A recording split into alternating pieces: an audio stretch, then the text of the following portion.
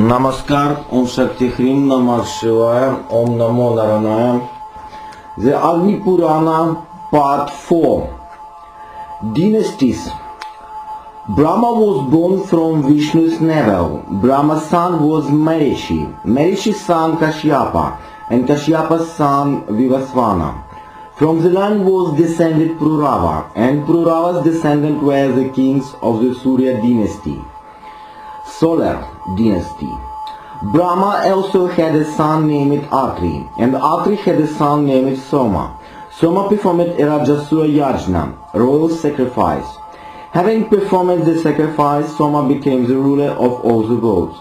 This made him very arrogant, and he abducted the sage Brihaspati's wife Tara. This led to the terrible war between the Devas and the Asuras. Tara was eventually restored to Brihaspati, but Soma and Tara had a son named Buddha. From Buddha were descended the kings of the Chandra lunar dynasty. There were 12 major wars between the Devas and the Asuras. The first of these was known as the Narasimha War. This took place when Hiranyakashipu was the king of the Asuras. Vishnu adopted the form of Narasimha and killed Hiranyakashipu. He then made Prahlada the king of the demons. The second war was the Vamana war, and it took place when Bali was the king of the demons. Vishnu adopted the form of a dwarf, Vamana, to subjugate the demons. The third war was the Varaha war, and this took place when Hiranyaksha was the king of the demons. Vishnu adopted the form of the white bull, Varaha, and killed Hiranyaksha. The fourth war was the Amrita Antana war, and this took place over the Manhaka churning of the ocean for Amrita nectar. The fifth war between the Devas and the Asuras took place over the abduction of Tara, and this came to be known as the Tarakamaya war. The sixth war was known as Ajivaka war. The seventh war took place when Tripura led the Asuras, and this was known as Tripura Ghatana. Tripura Ghatana war. It was Shiva who killed the demon Tripura in this war. In the eighth war, the Anhaka war took place when Anhaka led the Asuras.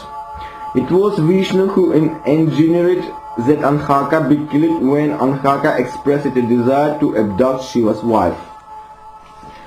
The ninth war was known as Vritra Samhara and took place when Vritra led the demons. The 10th war was simply known as Jita. In this war, Vishnu killed Shalva and the other demons, and the Parashurama killed the evil Kshatriyas. The 11th war was known as Hava. An asura named Hava poison had invaded Shiva's body and flooded it with poison. But Vishnu managed to destroy the demon.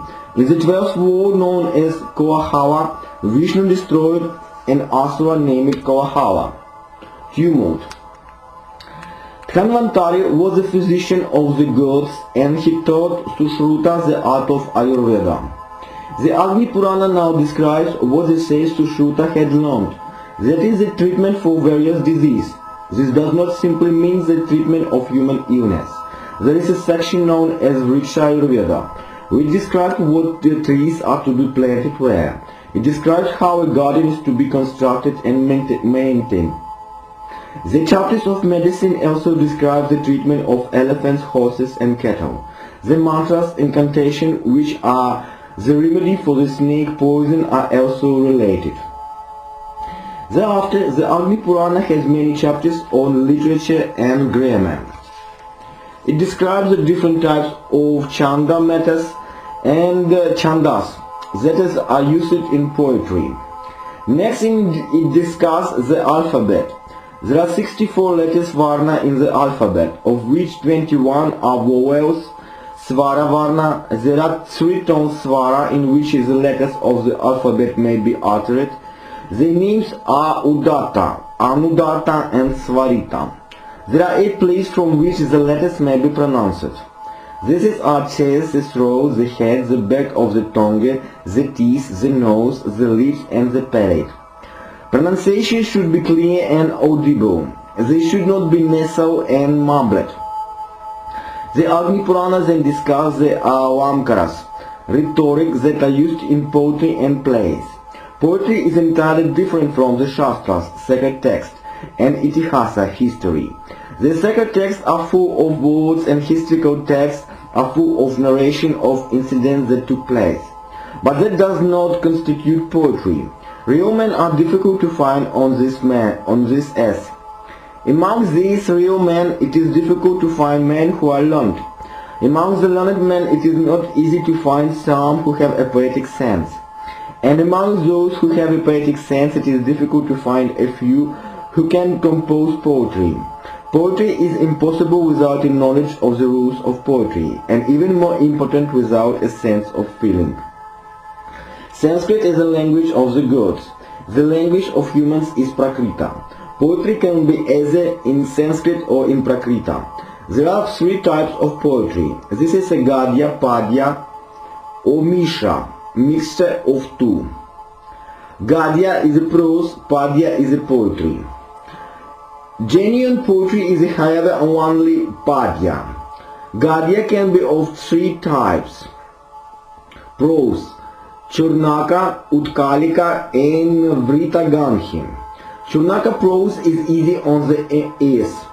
It has very few compound words. Utkalika prose is hard on the ears.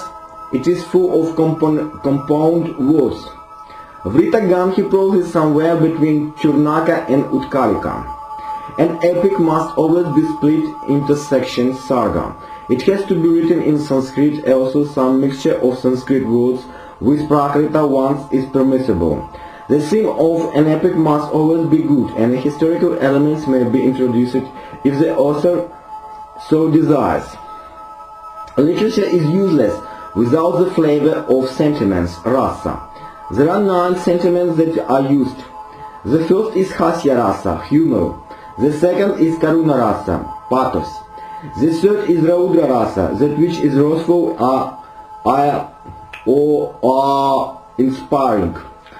The fourth is vira rasa, heroic themes. The fifth is pranaka rasa, horror.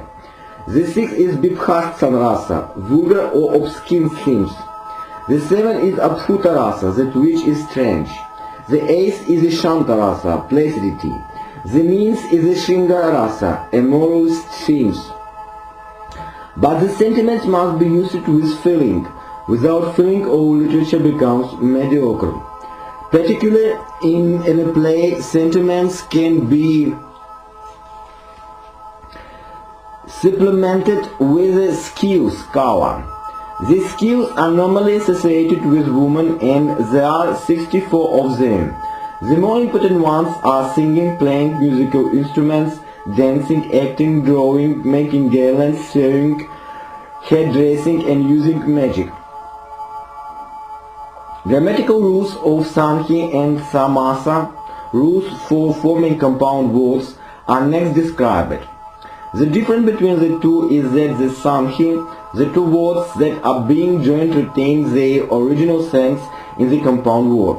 The case as Samasa is different. Sankhya occurs when two varnas letters meet. Samasa is condensation or conversation of two or more words into one. Sankhya does not create any new word. Samasa leads to the formation of third word, which refers to something related to but distinct from either or any of the words combined. Pita, yellow, and ambara, clothes, combined by way of Sankhya, are pronounced pitambara and mean clothes that is yellow. The same two words combined by way of Samasa result in the third word pitambara, which means the one dressed in yellow. That is Krishna. There are several possible declension of words depending on the vachana and the vibhakti. The vachana refers to the number. Ekavachana is when there is only one. Dvivachana, when there are two fruits. The Vahuvachana, when there are more than two fruits. There are three genders: Pumlinga, masculine; Strilinga, feminine; and Klivalinga, neter. Deva, Asura, Vishnu are, for example, masculine in gender. Devi, Kalika or Maya are feminine.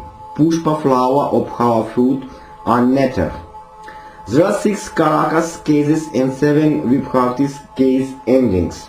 The agent who performs the action indicated by the Kriya verb is a Karti or doer.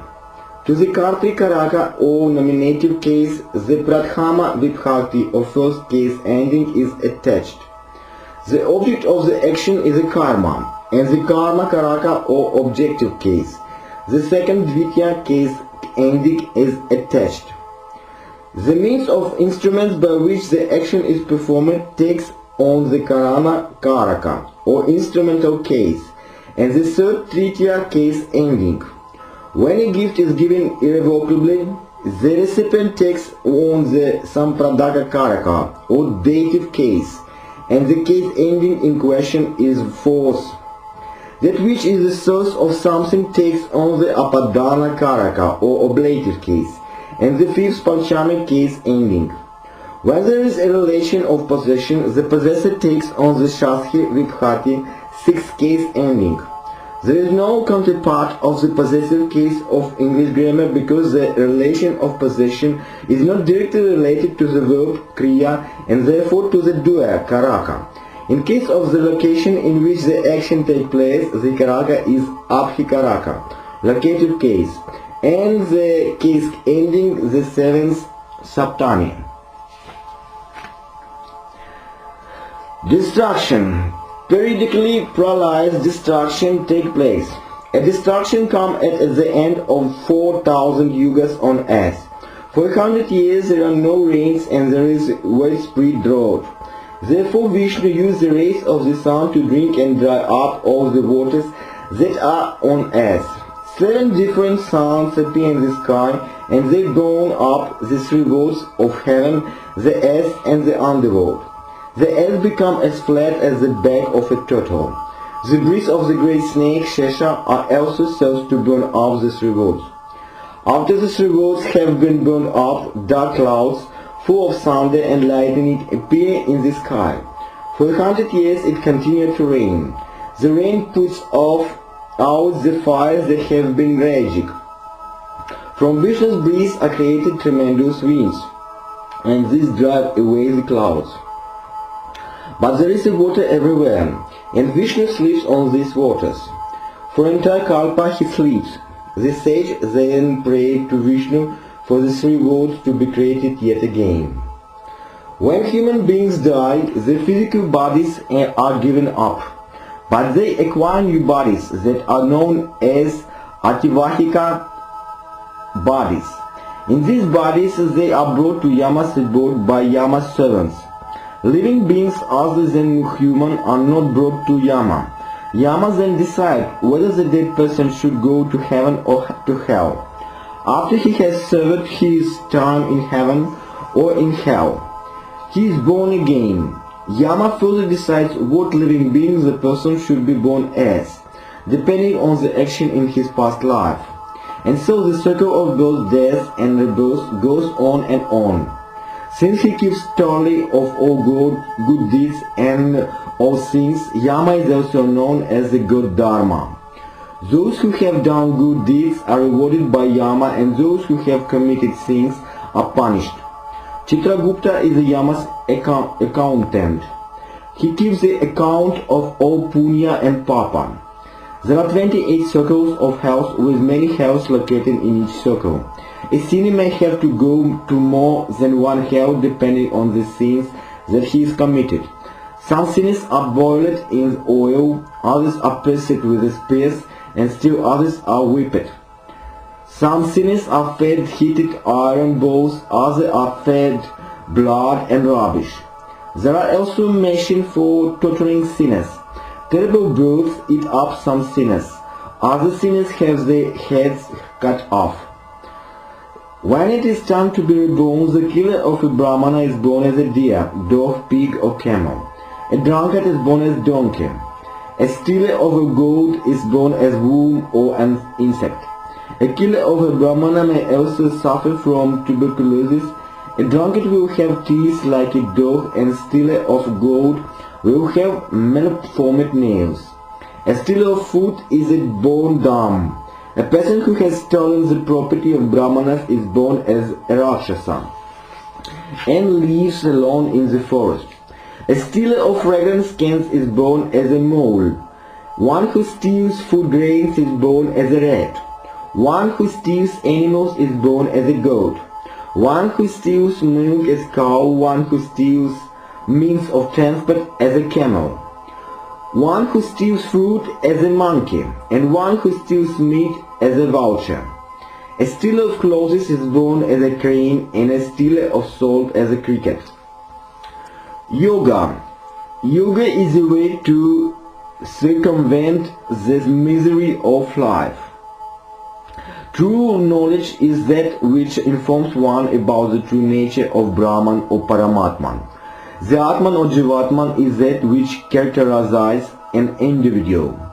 Yoga means union. It is a union the Jivatman with the Paramatman. Yoga concentrates one's mind on the Paramatman. The first prerequisite of yoga is not violence. A non-violent person is always righteous. The second requirement of yoga is trustfulness. The third prerequisite is celibacy. The fourth is controlling one's sense, and the last is the worship of God. One who practices yoga should not go around collecting material possession. A piece of cloth, a covering against the cold, and a pair of sandals are possession enough for him. Before meditating on the true nature of the Paramatman, one has to sit oneself in a proper asana posture. The piece of cloth on which one is to sit should be placed in a clean place. One sits on such a seat and tries to purify one's Atman by controlling on one's mind and sense through yoga. The head and the neck should be held straight up, motionless. The point of vision should be directed towards the tip of one's nose. One should not look in any direction. The arms should lightly rest on the folded sides, and the right hand should be placed palm upwards on the left palm. Padmasana, lotus position, is one such recommended posture. The breath of life, prana vayu, has to be controlled. This process of control is known as pranayama. A finger is placed on the nose when the breath is being exhaled. The entire breath should be exhaled from the body. Since rachana means exhalation, this process of control is known as rechaka. When the breath is inhaled, the inhalation should be such it fills the entire body. Since puraka literally means that which fills, this process of control is known as puraka. When the breath is neither being exhaled nor inhaled, one is completely still like a kumbha pot, and this is known as kumbhaka. Pranayama makes one healthy, swift, enthusiastic, strong, and collected. Since the senses are controlled, one goes to heaven and avoids going to hell. Material pursuits are like the strong current of a river. The Atman drowns in it. Pranayama alone is not enough. It has to be supplemented with dhyana or japa, meditation and contemplation. One contemplates the true nature of the Paramatman. The body is like a chariot. The senses are its horses, the mind is a chariot, and pranayama is the bridle. An individual who dies while performing dhyana is immediately assimilated with Vishnu. Dhyana involves 4 different things, of which must be in complete harmony. The first is the meditator, the second is the act of meditating, the third is the object that one is meditating upon, the fourth is the reason why one is performing the meditation. One does not have to sit in a rigid posture for dhyana to be possible. It can be done while one is walking, sitting, or even sleeping. The important aspect is to establish the object of one's meditation in one's heart. There are different ways of establishing one's concentration. As an object of meditation, one can meditate on 3 concentric circles, which are black, red, and white. In the center of the circles, a divine lotus. The lotus has 8 petals. One thinks that detachment is a stain of the lotus and praying to Vishnu its stamen. Right in the center of the lotus is a pure spark of fire, and that is the Paramatman. Alternatively, one can visualize the Paramatman in a blaze of light. In the center of the lotus, Dhyana is far superior to any yajna than one might perform. One particular form of a deep and intense meditation is known as Samadhi. The meditator is then completely still, as calm as the ocean. He loses all track of outside world. He does not hear, smell, see or touch. His mind has no wishes and feels nothing. He is completely united with God. Such a meditator automatically gets to know all knowledge that can be gleaned from the Vedas and the Shastras. He can obtain all the material possessions that he wants, but he regards them all as no more important than a blade of grass. Such a meditator attains supreme knowledge. If you look at various spots full of water, you will find that the same sky is reflected in them all. You look at different pools of water, you will find that the same sun is reflected in them all. Supreme knowledge tells one that, exactly similarly, it is the same Atman that is everywhere. It is the Atman which is the same as the Paramatman. It is this Atman that is in water, in energy, in fire, in air and in metals. The Atman is everywhere. Brahmajnana is the knowledge of the Brahman. This knowledge which gives the ultimate bliss is nothing but the sense that the individual Atman is identical with the universal Brahman or Paramatman. The physical body is not the Atman. Neither are the sense the Atman. The mind or intelligence is not the Atman. Life itself is not the Atman. The Atman is different from all the objects that have been mentioned above. The Atman is in an individual's heart. It sees everything and sends everything, but it differing from the physical body. It is that the sages contemplate when they meditate. The sky was created from the Brahman. From the sky came wind, from the wind fire, from the water air, and from the air the 5 elements. One has to meditate on the physical body gradually disappearing and merging into the Brahman. The Brahman is neither true nor untrue. It has neither form nor is without form. The Brahman has several parts, but at the same time it is an integral whole. The Brahman cannot be described. It cannot be achieved through the power of action. The Brahman is always pure. It has no ties and it is true form of happiness. What is required is the sense that is I, the individual, who arms the Brahman. I am nothing but the Atman, and the Atman is nothing but the Brahman. This sense is true knowledge. The Brahman is the Lord who is origin of everything, and the individual is a part of the Brahman. It is knowledge that frees one from the ties of the world, and it is what Brahma Jnana is all about. The Brahman is not the S, it is beyond the S. The Brahman is not the wind, nor is in the sky. The Brahman has no beginning, it is independent of all action. The Brahman is huge, is everywhere. The Brahman not only has no form, it is beyond all form. The Brahman cannot be described with words, it cannot be seen, smelled or heard. It cannot be touched. The Brahman has neither intelligence nor mind. It has no sense of ego or vanity. It does not have life, birth, old age or death. The Brahman is neither happy or unhappy.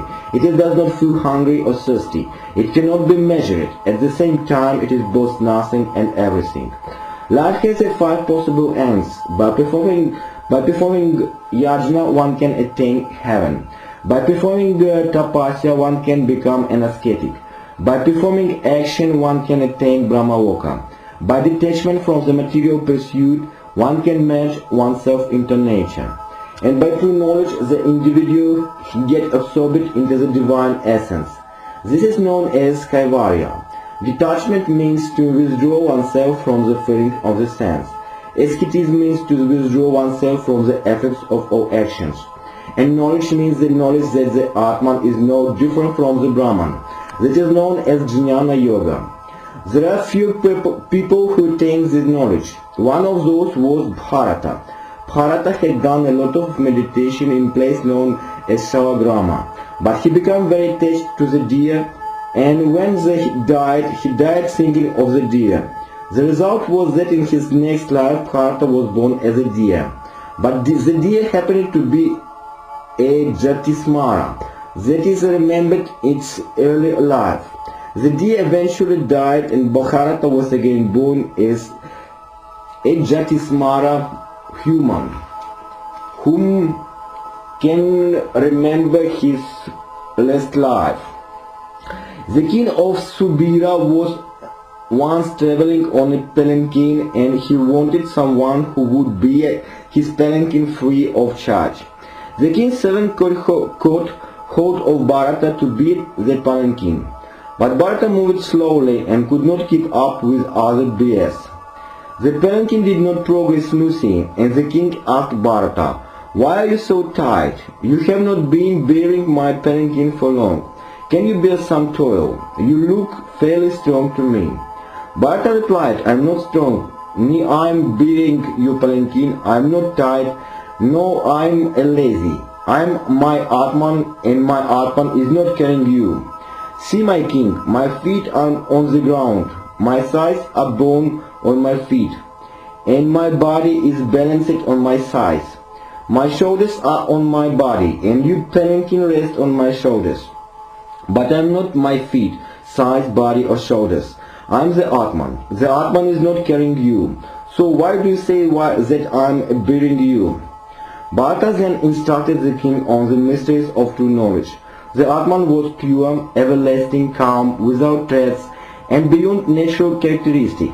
Since the Atman had no traits, and since an individual was the Atman and not the body, it was meaningless to say that an individual was strong or weak. The physical body was made of the elements, and so was the palanquin. What was the point therefore in saying the physical body was bearing in the palanquin? Hearing these words of wisdom, the king fell at Bharata's feet. "Forgive me," he said, "and let go of the palanquin. Who are you?" Who am I?" asked Bharata. "That is not a question that can easily be answered." The king answered, "I fail to understand. Surely the form in which you are now exist is who you are." "No," said Bharata. "I am the Atman, and the Atman is the same as the Paramatman. The Paramatman is everywhere, and therefore the Atman is also everywhere. I am everywhere. I am in all physical bodies. It is meaningless to ask who are you and who I am. We are all one and the same. Wood has come from the trees, and this palanquin is made of wood. But is the palanquin wood or tree? When you ride on the palanquin, does anyone say that you are riding on a tree? Man, woman, cows, horses, elephants, birds, and trees, these are all meaningless names. They are all illusions.